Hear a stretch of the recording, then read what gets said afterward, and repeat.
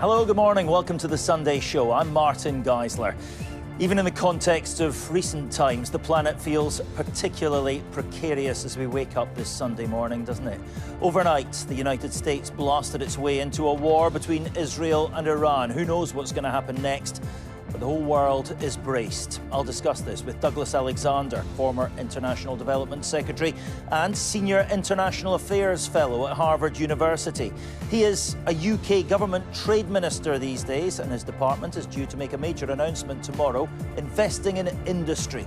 Well, what does that mean for us here in Scotland? I'll ask him about that as well.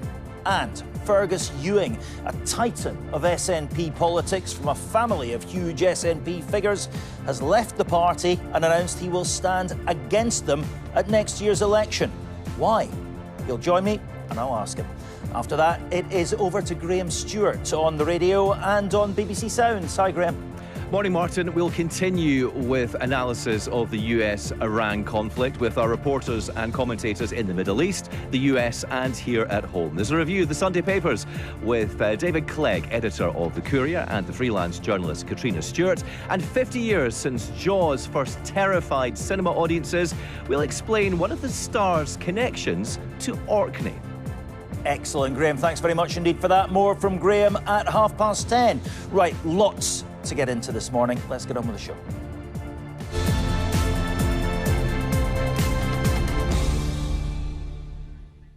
Yeah, there is a lot to discuss this morning, isn't there? You can have your say in what you hear this morning as well. Just drop us a note on social media. Let us know what you think of what you're hearing. The hashtag, as ever, is BBC Sunday Show, if you want to do that. Right, the UK Labour government hasn't had an easy first year in office, has it? They've had to U-turn on some policies, pull back on others. The economy's not exactly in rude health just now. And of course, the Middle East is on the brink. Need we remind you of that this morning? They will tell you they have their sleeves rolled up. They're getting stuck into all of this, issue by issue. And tomorrow they're going to unveil a new strategy to boost British industry. So what's that going to mean here in Scotland? How's it going to work? Well, I'm pleased to say the Minister for Trade and Economic Security, Douglas Alexander, joins me now from London. Good morning, Mr. Alexander. Good morning. We'll get on to all of that in a minute, but clearly first I need to ask you about the news we're waking up to this morning. You spent much of your career inside and outside of politics dealing with international affairs. How worried are you at what you're hearing this morning? And if you don't mind, could you just answer that from a personal perspective as much as a political one? I think a lot of people are waking up this morning thinking, are we going to be all right? What do you say to them? Of course, I understand that people will have woken up this morning to the news that was breaking overnight with a real sense of concern. And I want to assure your viewers that the British government has been putting contingencies in place. There have been a whole series of meetings. I and others have been attending COBRA meetings in the course of the week. So if you're in the region, our very clear advice is that if you are in Israel, if you're in the occupied Palestinian territories, or indeed in the unlikely circumstances that you're in Iran, we need you to register with the Foreign Commonwealth and Development Office. We are putting in place the ability for you to move overland from Israel, both to the Jordanian border and to the Egyptian border, where we have teams on the ground ready to receive you. And at the same time, we're looking at chartering flights to get UK nationals out of the region. So in that sense, there is a huge amount of work that has taken place over a whole sustained period of time to make sure that we were ready. We were not involved in this action, but we were informed. And in that sense, there's been a great deal of planning given for this moment. When were you informed? I'm not at liberty to share with you that information, but you can appreciate we have a strong and close security relationship with the United States. We took no part in this military action, but on the other hand, it's important to recognise that it's been the long-standing position of the British government of all stripes to oppose Iran acquiring nuclear weapons. There are very good reasons for that. And in that sense, we've been arguing in recent days for a diplomatic path. Alas, Iran did not take that action. We had our Foreign Secretary along with the two other representatives at E3 meeting with the Iranian Foreign Minister just in the last couple of days in Geneva. But nonetheless, in light of the action that's taken place, the position of the British government is clear, which is Iran needs to get back round the table. It cannot have those nuclear weapons or indeed that nuclear weapon programme. And that's why, even at this late stage, we are urging them to recognise that reality and to get round the table. If you were informed about this by President Trump or by, you know, the American security services, were you concerned at any point as to the legality of this action? Well, clearly, British military personnel are not involved in this action, and in that sense, the judgment in terms of what operational action was taken elsewhere. First in Israel in terms of the action that's been taken over recent days, and then in Washington in terms of the announcement that the President made overnight. That, respectfully, is a matter for them in terms of what informed their judgment. We have been very clear that Britain, while informed, has not been engaged in this action. President Trump, well, you say you were informed. I don't know whether he consulted the EU or European allies. He kind of seems to be out on a limb in all of this at the moment. If it comes to a position where we have to make a choice as to where our loyalties lie, where do they lie? Do they lie with President Trump and Prime Minister Netanyahu, or do they lie with Europe?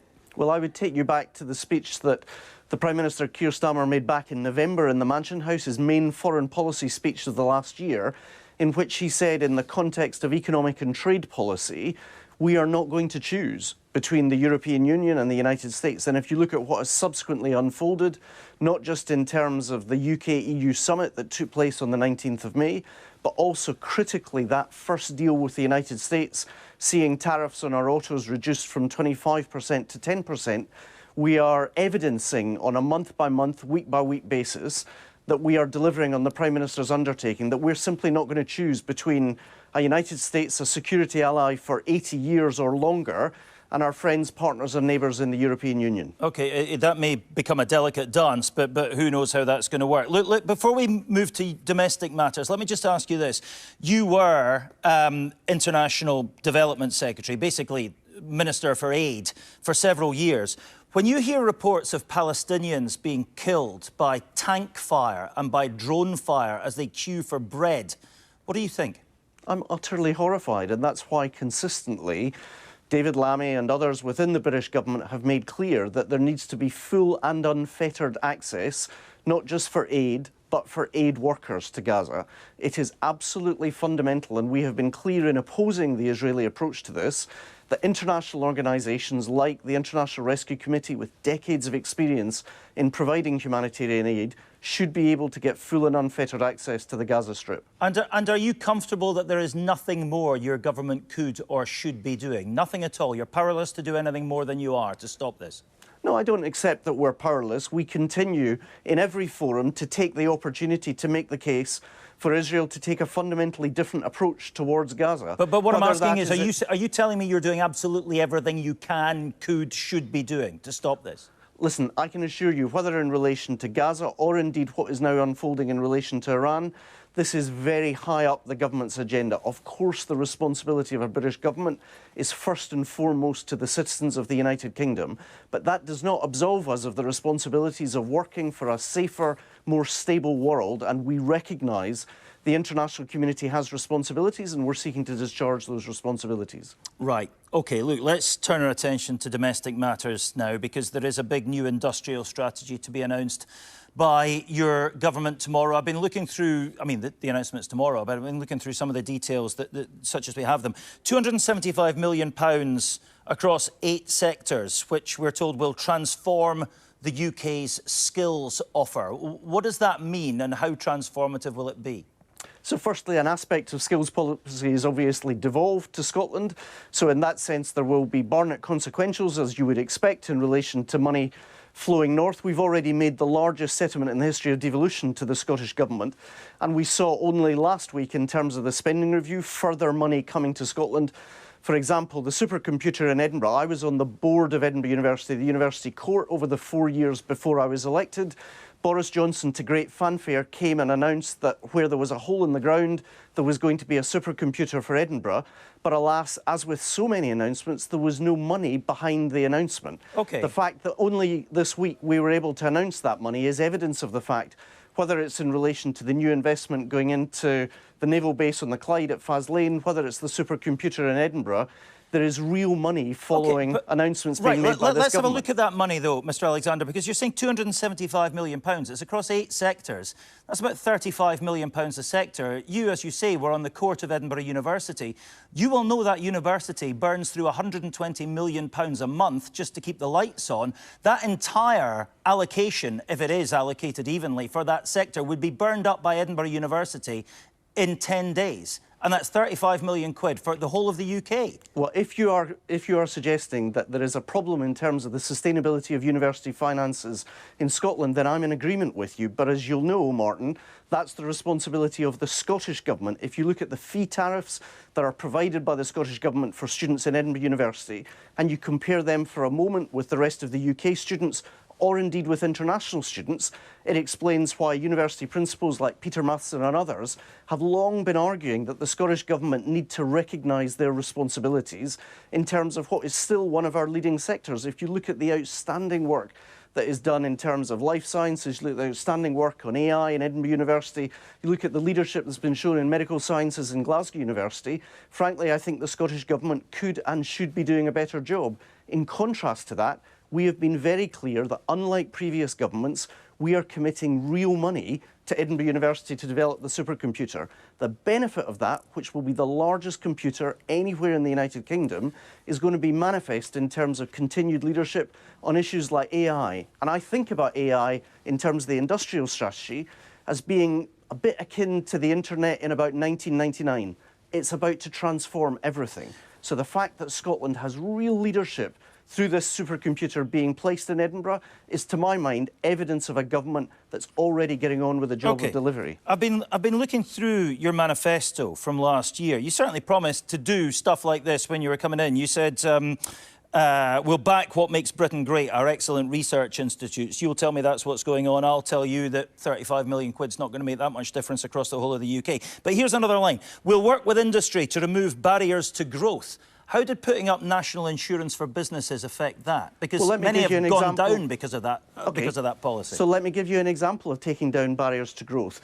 The Scotch Whisky Association has just recognised, this is their words, not mine, that they're going to see about £1 billion worth of extra sales, more than 1,000 extra jobs created in what are often fragile rural communities economically in Scotland. I'm asking about national insurance and your policy to increase national insurance for businesses. Coming down, just what and impact I'm explaining to you I'm asking you about national insurance and what impact you think that has had on growth. Forgive me, Martin. I was explaining that if you ask for an example of barriers coming down... You were answering a different question.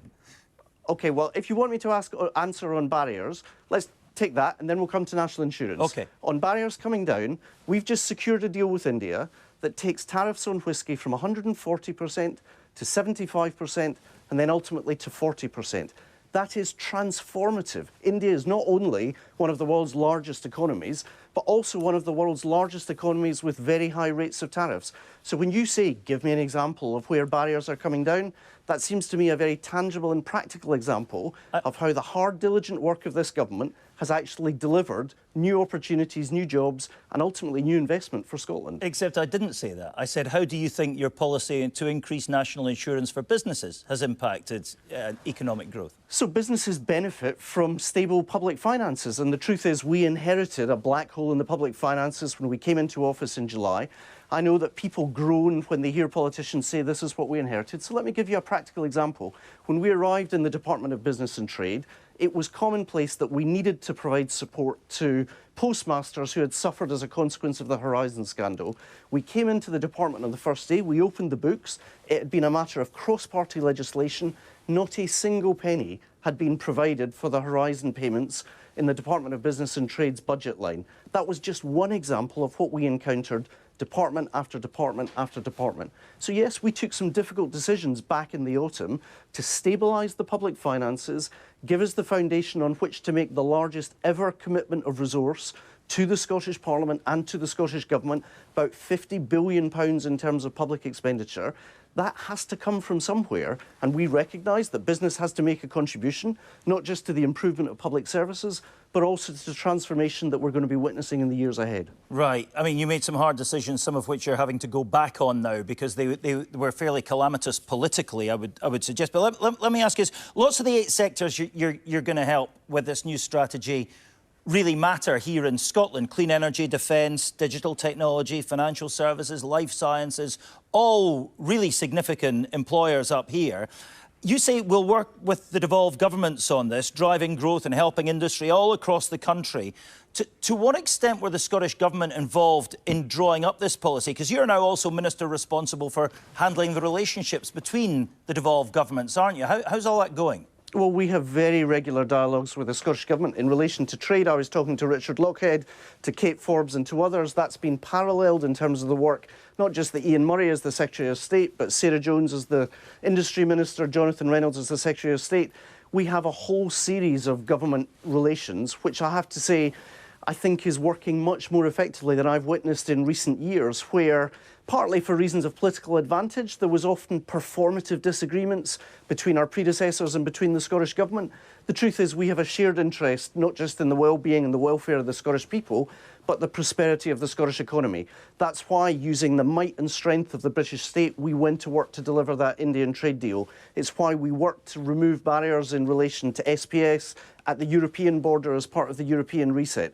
So I think the British Government is showing up, but we arrive with an open heart and an open mind in terms of how to work effectively with our colleagues in the Scottish Government to the benefit of the Scottish people. Right. I mean, the trade deals, I must pull you up on that as well. The trade deals you're referring back to repeatedly, the Financial Times in an editorial recently said they were nothing more than a sidebar.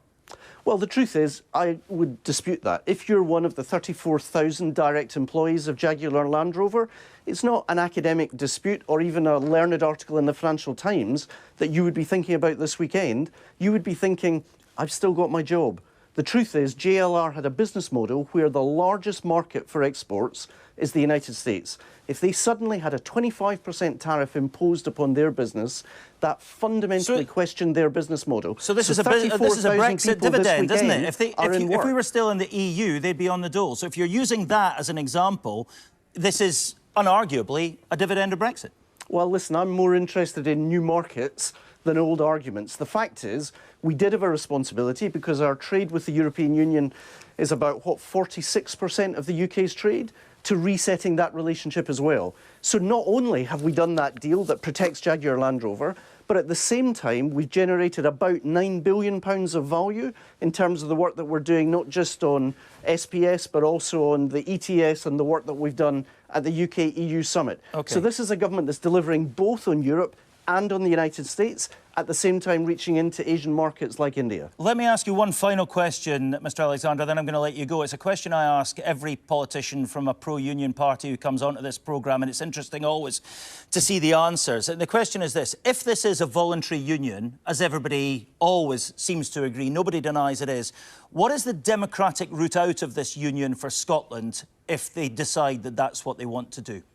Well, the truth is, it's a matter of record that John Swinney, the First Minister of Scotland, leading the Scottish National Party, is recorded as not even raising the issue of independence frequently when he talks to the Prime Minister, Keir Starmer. What's the democratic route out of the union for Scotland? Well, should that be the wish of the Scottish people? Well, ultimately, we had our referendum, Martin. We had it back in 2014. So there is no democratic route out now? No, we had our referendum back in 2014, and the people of Scotland, in our wisdom, chose by 55% to 45% to stay within the United Kingdom.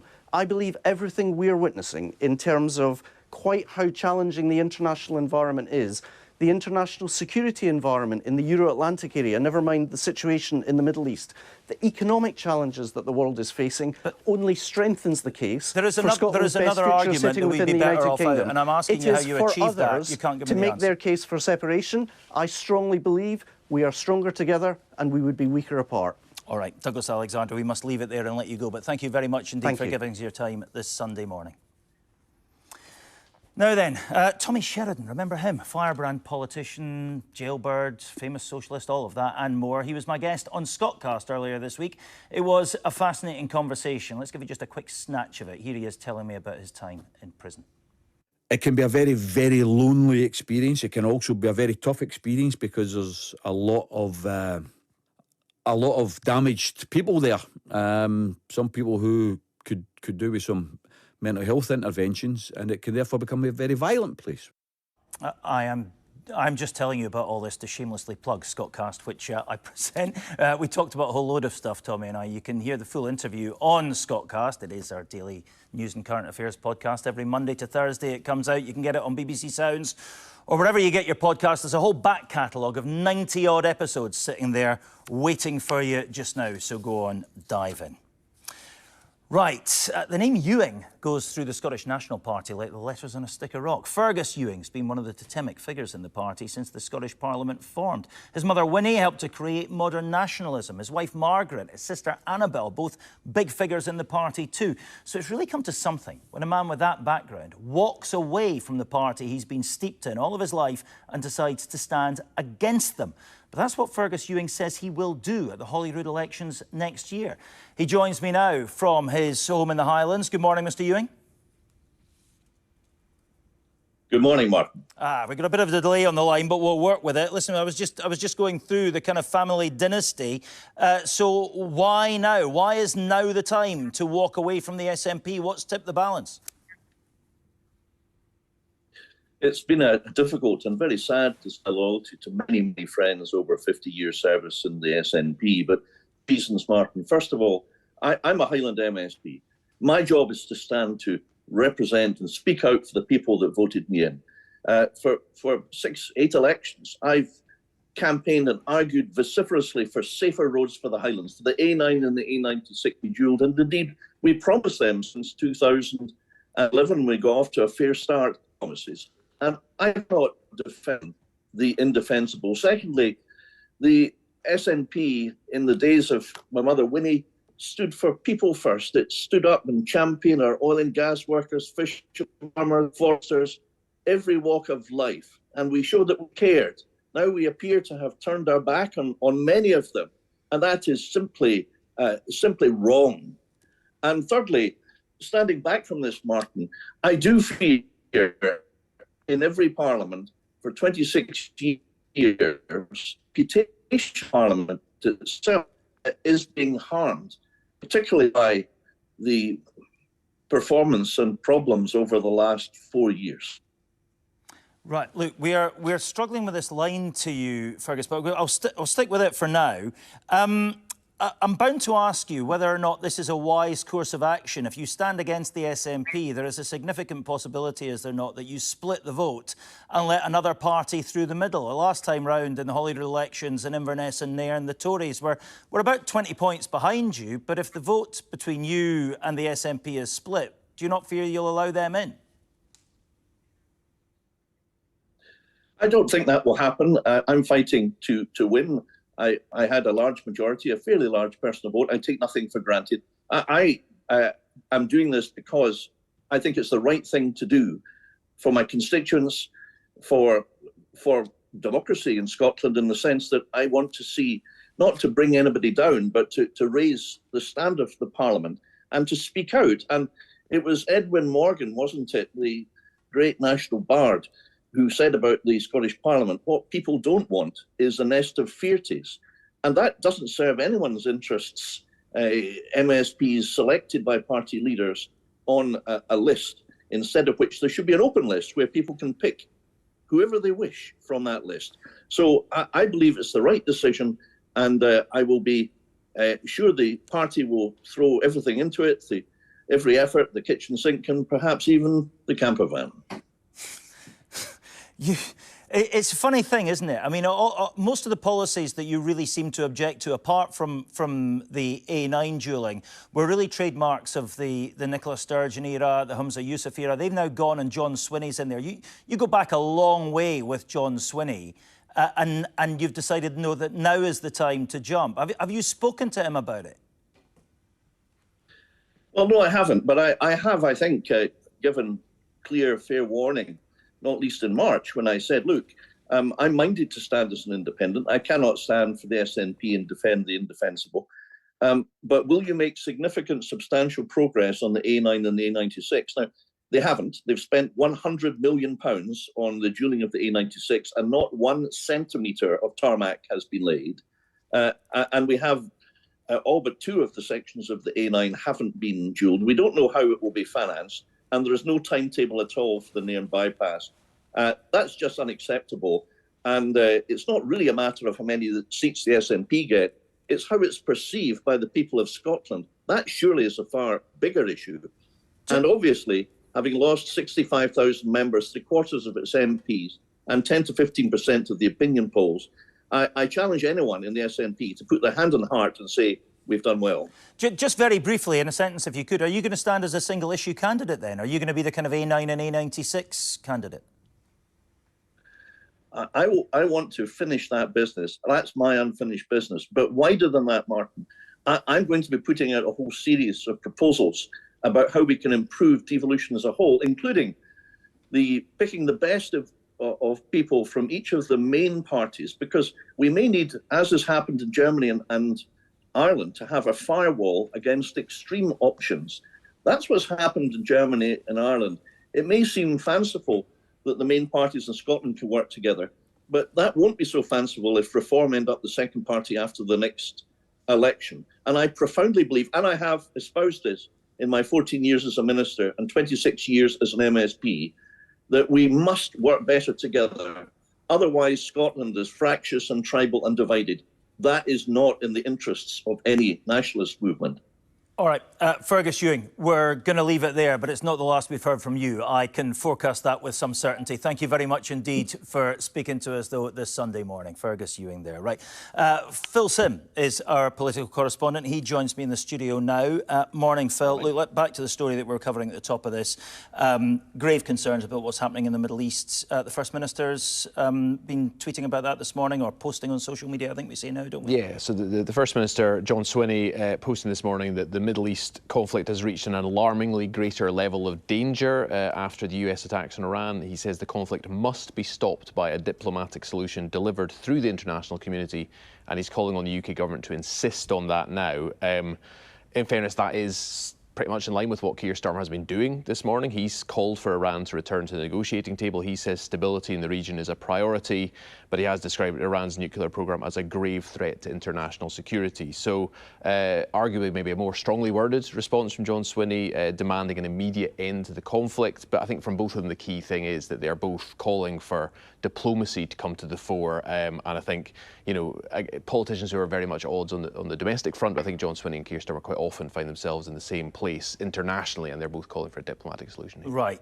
Look, to domestic matters now, that interview with Fergus Ewing, the Scottish Parliament is very much your natural habitat. What do you make of it? How big a moment is this? I mean, I think it is a big moment, given, as you rehearsed at the top, the sort of family history of the Ewings running right through the history of the SNP. I mean, I think I worked out between Fergus, Annabelle, Winnie and Margaret, there's 102 years of parliamentary representation from Ewings for the SNP in the Scottish, UK and European parliaments.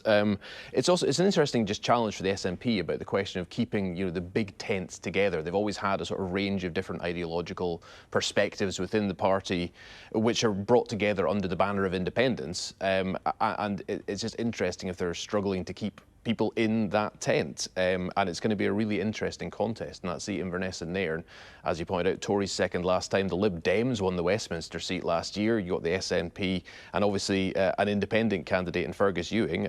Long time since we've had an independent MSP directly elected, but the Highlands is a strong area for it. So going to be a really interesting one to watch. The Ewings and dynasty are the big words here. If you were a fan of TV in the 1980s, you will know this is set to be a soap opera. Forgive that bad joke. Right, listen, we're going to leave you just now, but look, here's a new innovation right there. It's a QR code.